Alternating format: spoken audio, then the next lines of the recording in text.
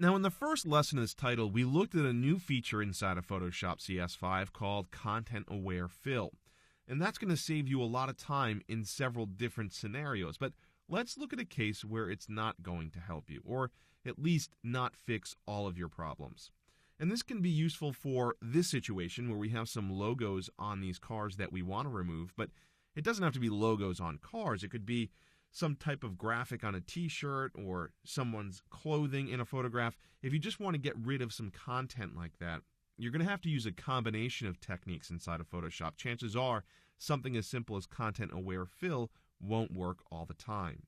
So let's look at how we could deal with getting these logos off the hood of these cars.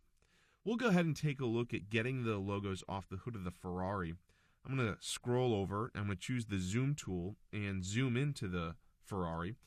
And let's just take a look at what would happen if we decided to use content aware fill. Come over and choose your lasso tool. With the lasso tool, just make a crude selection around the logo on the hood or bonnet of this car. So I'm just making a selection around the Top Gear logo and also the History Channel logo. With this selected now, what you can do is come up to the Edit menu and you can choose Fill, and in this case, you can choose Content Aware. Go ahead and click OK. When you do, you'll notice it doesn't work all that well. What happens is it takes elements from other parts of the image, and the reason for that is Photoshop really doesn't have enough open yellow space here on the hood of the car to fill that area. So that's why it's taking content from other areas. So obviously that's not going to work for us. Let's go ahead and undo that. It's Command Z or Control Z on Windows. Additionally, I want you to deselect it, Command D or Control Z. Go ahead and press Command J or Control J on Windows to create a new layer. So we're working on a new layer. We've just duplicated the content that was on the background layer. In this case, we can use content aware fill for a portion of this problem. What I want you to do is just make a selection around the History Channel logo.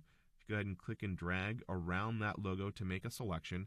At that point, you can go to the Edit menu, and under the Edit menu, you can choose Fill again. And this time, again, you're going to choose Content Aware. Go ahead and click OK. It looks pretty good. Go ahead and deselect that. Now what we want to do is we want to get rid of this Top Gear logo. And again, because it's so wide, chances are Content Aware Fill isn't going to work.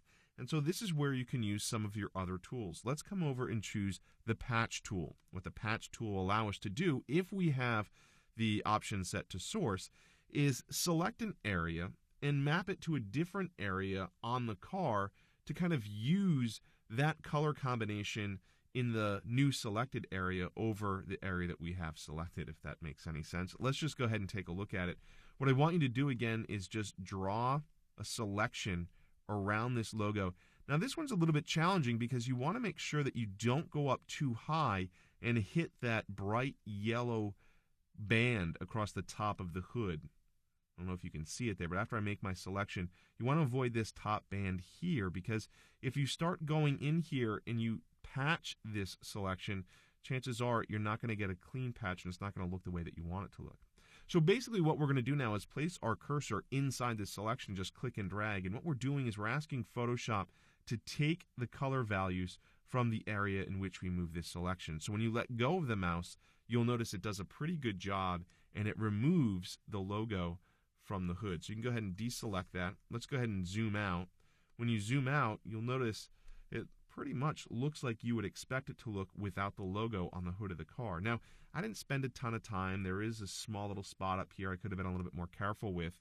You could also use the patch tool in combinations to kind of make this shadow line a little bit straighter than what it is, because right now it's a little bit wavy.